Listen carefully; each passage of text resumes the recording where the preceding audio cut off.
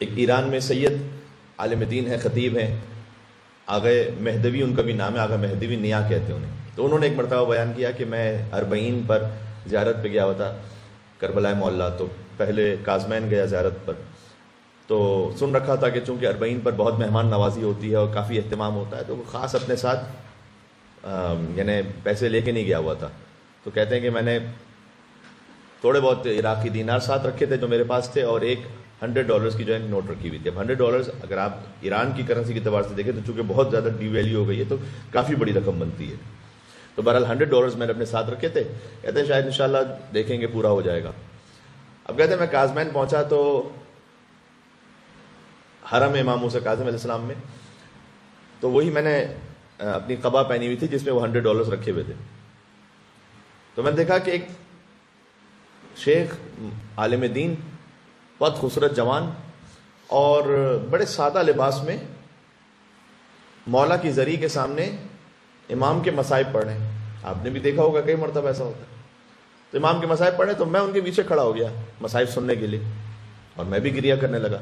اور وہ مصائب اس نے کچھ انداز سے پڑھے کہ بہت زیادہ مجھ پر بھی گریہ طاری ہوا. تو میرا دل ہوا کہ میں انہیں کچھ اپنے طور پر ہدیہ دوں.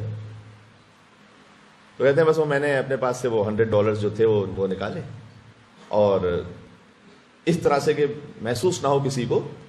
جب ہم کہتے ہیں نا کہ آپ اپنی مٹھی میں اچھی طرح سے اس کو بند کر کے ان کے ہاتھ میں دے دیتے ہیں. اچھا انہوں نے بھی اس طرح سے جب میں نے دیا انہوں نے لیا، اور انہوں نے بھی کر کے دیکھا نہیں اسے کہ کیا ہے، اپنی جیب میں رکھ لیا، اور پھر وہ مصائب اور آگے پڑھنے لگے. اب میں جب آگے چلا تو میرے دل میں خیال آیا کہ میں انہیں بتا دوں کہ $100 ایسا نہ سمجھے کہ 2000 تومان ہے. بھائی یہ مثال کے طور پر 1 ملین تومان بنتے ہیں آج کے حساب سے. تو میں واپس پلٹا اور میں نے ان سے کہا کہ یہ جو میں نے آپ کی خدمت میں ہدیہ دیا ہے یہ $100 ہے، سنبھال کے رکھیے گا. تو بہت زیادہ رونے لگے، گریہ کرنے لگے.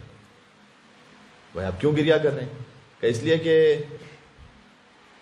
بس میرے پاس بھی کچھ نہیں تھا، میں آ گیا مولا کی زیارت پر 40 پہ، میں نے سوچا آ جائیں گے، زیارت ہو جائے گی. تو کیا زیارت تو ہو رہی ہے، رہنے وغیرہ کا انتظام بھی مولا کہیں نہ کہیں کر ہی دیتے ہیں. لیکن آج ایران سے میری بیٹی نے مجھے فون کیا اور کہا کہ بابا وہاں گئے تو وہاں کا جو ایک عراقی چادر ہوتی ہے حجاب کے لیے وہ بڑی اچھی ہوتی ہے، تو وہ ساتھ لے کے آئیے گا. اور 1-2 چیزیں اور انہوں نے کہیں، در نجف ہے، یہ ہے جو خاص عراق کی سوغات ہے، 1-2 باتیں کہیں جو ہدیے کے لیے آپ دیتے بھی ہیں ویسے معمولاً، لے کے آئیے گا. کہ میرے پاس کچھ ہے ہی نہیں.